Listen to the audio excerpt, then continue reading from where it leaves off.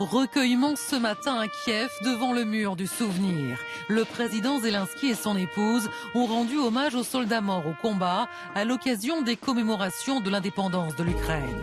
Le 24 août 1991, le pays s'est émancipé de la tutelle soviétique. 35 ans plus tard, les Ukrainiens célèbrent cet anniversaire sous la menace des bombes russes. Les Ukrainiens célèbrent cet événement sobrement, conscients de la véritable valeur de l'indépendance. Nous sommes blessés, mais nous apprenons à être plus forts que tout le mal qui nous est infligé. Ces dernières semaines, Russes et Ukrainiens ont intensifié leurs attaques et les civils ne sont pas épargnés. Dans le centre de l'Ukraine, 16 personnes sont mortes vendredi dans l'attaque d'une zone commerciale par des drones russes. La coalition des volontaires pour l'Ukraine s'est réunie à la mi-journée à Kiev. Présents sur place ou à distance, les alliés de Volodymyr Zelensky lui ont renouvelé leur soutien face à l'agression russe. Le nouveau Premier ministre du Royaume-Uni a annoncé vouloir aider l'Ukraine à fabriquer sur son sol des missiles à longue portée. Je sais que vous avez besoin d'une aide supplémentaire pour protéger votre espace aérien et votre population civile. Malgré les menaces scandaleuses proférées par la Russie à l'encontre de mon pays, nous continuerons à soutenir la défense de l'Ukraine. Cette assistance occidentale a le don d'agacer le Kremlin, qui le fait savoir. La Grande-Bretagne jette méthodiquement de l'huile sur le feu et attise régulièrement les tensions pour empêcher le moindre progrès dans le processus de règlement pacifique. Alors les Occidentaux ont-ils repris l'initiative aujourd'hui à Kiev face à la Russie de Vladimir Poutine? Doivent-ils craindre en retour des opérations de déstabilisation et des attaques hybrides russes? Sans l'appui américain, les Européens peuvent-ils vraiment intimider Moscou? Nos trois invités pour ce débat, Aurélien Duchesne, bonsoir. Bonsoir. Vous êtes enseignant à l'Université catholique de Lyon, consultant en géopolitique et défense. Dernier essai, l'Europe et ses armées aux éditions Hérode. Et selon vous, les survols des pays européens par des drones russes relèvent avant tout de la provocation. C'est aussi, ajoutez-vous, une façon de nous tester et de créer une ambiance particulièrement anxiogène en Europe. À côté de vous, David Turtry, bonsoir. Bonsoir. Vous êtes géographe, directeur de l'Observatoire français des BRICS, ces pays, cette coalition de pays du Sud global.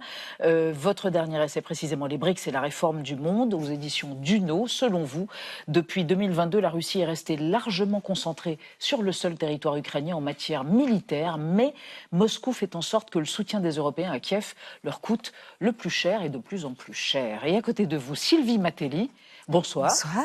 Conseillère à l'Institut Jacques Delors, professeur associé à la Schema Business School. Vous estimez qu'au début de la guerre, les Européens craignaient d'aller trop loin dans leur soutien à l'Ukraine, de peur d'être considérés comme co-belligérants par les Russes. Mais on voit bien aujourd'hui, ajoutez-vous, que ce trop loin n'est plus le même, ou en tout cas de la même nature. Et on va démarrer le débat, Benjamin, avec l'arme du jour. Oui, c'est le missile Aster, un missile antimissile de fabrication franco-italienne, l'équivalent des patriotes américains qu'on connaît davantage. Et Emmanuel Macron vient de s'engager à envoyer en Ukraine une livraison de ces missiles intercepteurs pour contrer donc les missiles balistiques et les drones russes qui frappent régulièrement l'Ukraine et qui font des victimes. Kiev en manque cruellement, faute d'une aide suffisante des Américains. Aurélien Duchesne, cette annonce du président français, c'est quoi? C'est la preuve que l'aide européenne continue, s'amplifie et s'adapte aux nouvelles menaces russes? Bien sûr, mais à quelle échelle? Des Aster, on en a livré au maximum quelques dizaines pour équiper une seule batterie SAMPT de défense aérienne qu'on a livrée avec l'Italie. Et on n'en a que 8 autres, ce qui est insuffisant pour les besoins français, raison pour laquelle les armées freinent des quatre fers à l'idée d'en livrer une nouvelle. J'ai vu personnellement des missiles patriotes intercepter des missiles à Kiev. Les Ukrainiens nous disaient « on attend à la dernière minute tellement on manque de missiles patriotes ». Et malheureusement, avec l'état de la production actuelle en France, en Italie, au Royaume-Uni, si on ne passe pas maintenant à la vitesse supérieure et qu'on ne décuple pas les investissements en la matière, on n'est pas prêt de remplacer le soutien américain et de sauver des centaines de vies. Sylvie Matelli, la réunion qu'il y a aujourd'hui, du coup, elle n'est pas forcément uniquement symbolique. Il y a quand même des avancées. ou ça reste assez insuffisant au regard de la menace ? Ça reste totalement insuffisant.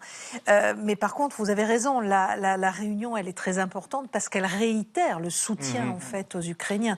Et donc ça, je crois que c'est un positionnement qui est très clair. Mais depuis le début de la guerre, c'est véritablement pas nouveau. Il y a bien évidemment eu des évolutions dans les postures. Au départ, rappelez-vous, on acceptait d'aider les Ukrainiens en finançant des achats d'armement. Puis on a accepté de livrer des armements, mais à la condition qu'ils ne servent qu'à la défense. Et on le voit depuis quelques mois, depuis plusieurs mois, les attaques de drones ukrainiens sur le sol russe, c'est quand même une avancée comparée à ce que nos positions de... Sauf que, et là aussi, on l'a vu depuis le début, on a du mal, on est en train on est obligé de changer de modèle d'armée, de modèle de production d'armement. On l'a vu avec les munitions.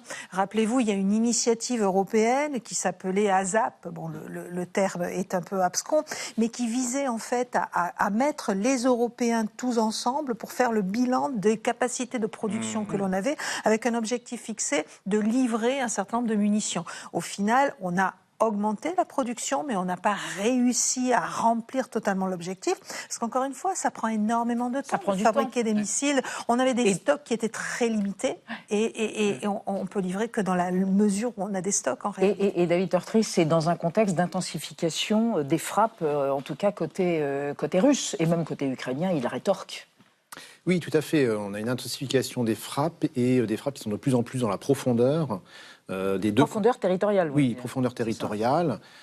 Du côté ukrainien, c'est assez spectaculaire puisque pratiquement toute la Russie européenne est maintenant couverte. Saint-Pétersbourg a été frappé il y a quelques jours, par exemple. L'Oural, etc. Bon, maintenant, la question qui se pose pour les Ukrainiens, c'est que on a des images assez spectaculaires, notamment des raffineries. Maintenant des entrepôts, mais dans quelle mesure ça a un impact militaire réel sur la capacité de l'armée russe à continuer son offensive dans le Donbass, ça reste à voir. Et de l'autre côté, les Russes, même si dès le départ ils avaient des vecteurs qui leur permettaient d'aller jusque quasiment à la frontière polonaise, ils en avaient peu. Eux aussi, ils ont des problèmes industriels et d'apport en munitions, même si on constate qu'ils ont fait quand même un énorme effort et qu'à l'heure, par exemple, le mois de juillet était le mois où ils ont tiré le plus de missiles depuis le début du conflit. Alors, je vous rappelle qu'il y a 2 ans, on nous disait les Russes, dans quelques mois, c'est fini, ils n'auront plus de missiles. Donc, de ce point de vue-là, ils ont relevé le défi. Côté des Occidentaux, la très mauvaise nouvelle, ça a été la guerre en Iran. Parce que Donald Trump a engagé d'énormes moyens dans cette guerre et continue à en engager. Et ces moyens-là ne sont plus livrés à l'Ukraine. Et en fait, les États-Unis, à l'heure actuelle, ce n'est pas une mauvaise volonté. C'est qu'ils ne peuvent pas livrer ces missiles. Mais Aurélien Duchesne, en même temps, l'Europe n'a eu de cesse de réitérer son soutien à l'Ukraine. Pourquoi c'est important maintenant ? Ça veut dire aussi qu'il y a une crainte des Russes et d'une potentielle victoire, en tous les cas d'avancée déterminante ? Il y a d'une part le fait de maintenir le soutien dans la durée et l'unité des Européens. Ça n'est pas rien. Le fait que plus d'1 an après le retour de Trump au pouvoir, malgré toutes les volontés de diviser les Européens et de freiner leur soutien dans l'idée qu'il fallait faire plier l'Ukraine pour mettre fin à la guerre, le fait que les Européens continuent de mettre la main à la poche est extrêmement important. Et il y a, comme vous l'avez dit aussi, dans cette crainte de la menace russe, ça me rappelle au fond la métaphore de l'extincteur qu'avait utilisé Roosevelt pour mettre fin à l'isolationnisme américain. Vous vous rappelez ? C'est-à-dire que quand la maison de votre voisin brûle, est-ce que vous gardez l'extincteur pour vous quand ça arrivera chez vous, ou est-ce que vous aidez votre voisin à prévenir la menace ? C'est la même logique désormais chez les Européens, et le débat pour les armées françaises, est-ce que nos stocks d'armement qui sont limités, on va les garder pour nous, pour nos propres besoins, ou est-ce qu'on se dit que la priorité, c'est que la Russie se casse les dents en Ukraine et soit dissuadée de nous attaquer, nous ? Si, Nathalie Armatan, il y avait moins de participants cette fois-ci. Je ne sais pas si c'est un hasard ou est-ce que ça dit quelque chose de la coalition des volontaires. Et Antonio Costa, le président du Conseil européen, qui dit une nouvelle fois, nous accueillerons l'Ukraine dans l'Union européenne, nous le souhaitons. Qu'est-ce qu'il faut lire dans ces 2 informations ? Moins de présents et cette déclaration de Costa. Alors, vous avez 2 enjeux dans le soutien européen. Vous avez un enjeu de court terme, c'est le soutien dans cette guerre. Et face à un agresseur qui, en agressant, a violé notoirement le droit international. Et les Européens, connaissant ce qu'ils sont et ce qu'ils défendent, il est bien évident qu'ils ne peuvent pas laisser faire ça. Donc le soutien et l'unité, comme vous l'avez très bien dit, est une excellente nouvelle. Ils ont tenu bon malgré... Ça coûte cher, ça coûte très très cher à l'Europe et aux Européens. 90 milliards d'euros. Tout à fait. Et rajoutez à ça les augmentations de dépenses militaires face à la menace. Je crois que c'est plus 40% depuis 4 ans. Et puis, à long terme, vous avez aussi cette idée de quelle Europe veut-on ? Et est-ce qu'on veut une Europe russifiée ? Alors, je dis russifiée pour résumer tout ce que ça signifie. Notamment l'Europe de l'Est, vous parlez de notamment l'Europe de l'Est. Ou est-ce qu'on veut une Europe qui est pacifiée, stabilisée et qui se développe à l'image de ce qu'a été l'intégration au sein de l'Union européenne ? Et donc, vous voyez, le soutien, il est évident et absolument nécessaire pour se projeter dans cette Europe de demain, et en même temps, il n'est pas si facile au quotidien parce qu'on ne produit pas assez d'armes, on ne produisait pas assez d'armes, on ne peut pas soutenir comme on le souhaiterait. L'intervention militaire américaine en Iran a encore été une pierre contre ce soutien en Ukraine. Donc voilà, on est véritablement dans un nœud extrêmement compliqué aujourd'hui.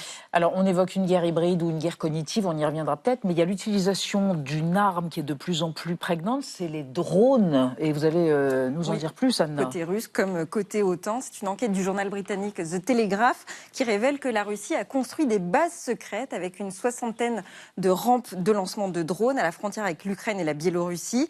On voit aussi sur des images satellites de grands espaces de stockage qui peuvent accueillir des milliers de drones, on les voit ici. Alors ces bases, si elles sont aujourd'hui déjà utilisées pour bombarder l'Ukraine, elles pourraient à terme servir à attaquer la Pologne, voire les pays baltes, entre cet automne et 2029. C'est en tout cas ce que craignent désormais les services de renseignement américains. Et puis l'OTAN, qui partage plus de 2500 kilomètres de frontières communes avec la Russie, s'est donc mis en ordre de bataille avec un plan baptisé Initiative de dissuasion du flanc de l'Est et qui a été révélé la semaine dernière. Des milliers de drones dotés d'intelligence artificielle et de capteurs doivent permettre de sécuriser la frontière et détecter toute intrusion de drones ou de missiles russes, sachant que ces 18 derniers mois, 144 intrusions russes dans les pays de l'OTAN ont été recensées selon une étude britannique, des intrusions pour surveiller soit des sites militaires, soit des sites nucléaires. David Turtry, si la Russie et l'OTAN venaient à entrer en conflit, est-ce qu'on peut imaginer que ce serait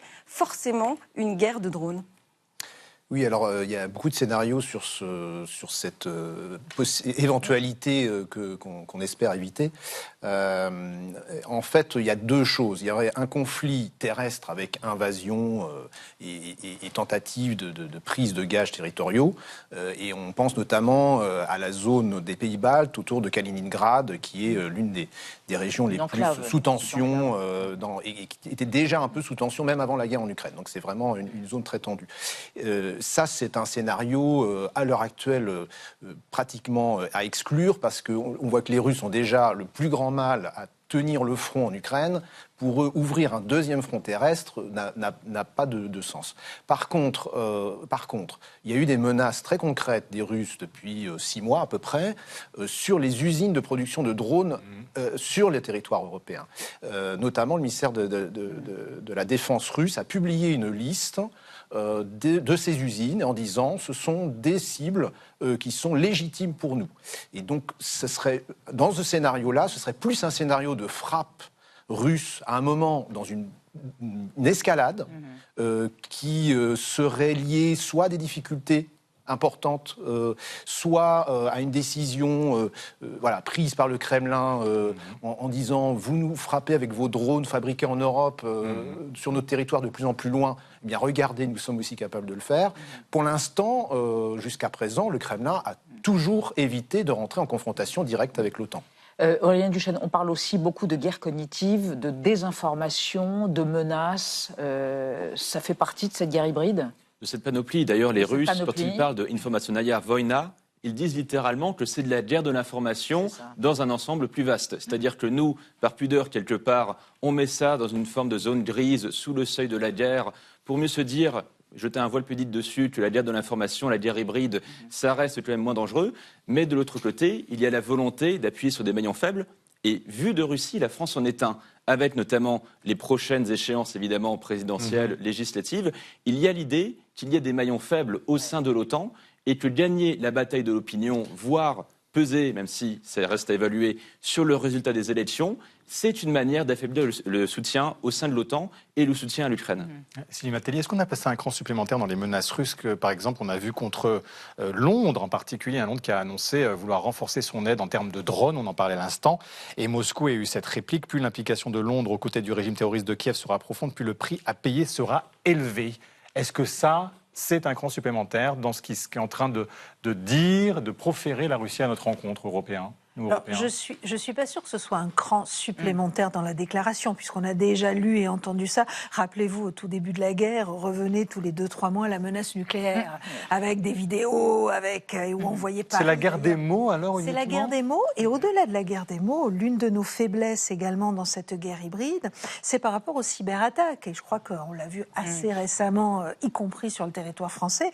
Et là-dessus, les Russes sont particulièrement forts, et on n'est pas totalement préparé. Donc si vous mêlez guerre informationnelle, cyberattaque, tous ces éléments de la guerre hybride, il est évident que les Russes ont quand même d'énormes moyens avant d'en arriver à comment exprimer ça, avant d'arriver à attaquer. Vous modérez ça, vous relativisez un peu, David Deurtry, non, sur les ingérences en disant bon. Non, je relativise pas. Je constate que dans le débat politique interne français, certains candidats mettent en valeur, je dirais, ces ingérences. Bon, là, ces derniers temps, on a eu des... Vous pensez à qui? Gabriel Attal, Raphaël Glucksmann? Voilà, alors, en tout cas, les candidats centristes qui sont très nombreux, qui ont besoin de se démarquer les uns par rapport aux autres. Et ça devient un peu un argument de campagne sur des campagnes informationnelles dont on n'a pas entendu parler avant que ces candidats en parlent, en quelque sorte. Donc, voilà. Mais par contre, pour revenir sur les drones et les menaces russes, moi, il y a deux choses nouvelles, à mon sens, qui sont quand même inquiétantes. La première, c'est que jusqu'à il y a 6 mois à peu près, il y avait un an, il n'y avait pas tellement de frappes en profondeur ukrainiennes. Sur le territoire, ou alors elles avaient un impact assez faible. Maintenant, on a des victimes civiles russes tous les jours. Voilà, donc la guerre s'invite dans le quotidien des Russes, qui n'était pas tellement le cas auparavant. Et deuxièmement, ces armes, elles sont produites en grande partie en Europe. Alors qu'auparavant, alors on a des livraisons, etc., mais souvent ça venait d'arsenaux, c'était en partie des armes ukrainiennes, soviétiques, etc. Et donc la menace russe, là, elle est... Vous produisez vous-même ces armes. C'est plus des vous aides, Britanniques, etc., vous Français, vous Allemands. Et en plus, elles ne sont pas cantonnées au front.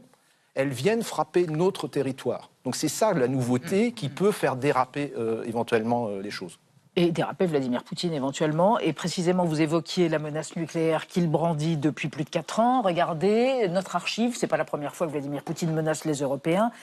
C'était 3 jours après le début de la guerre, de l'invasion de l'Ukraine par la Russie. Il évoquait l'usage de la dissuasion nucléaire.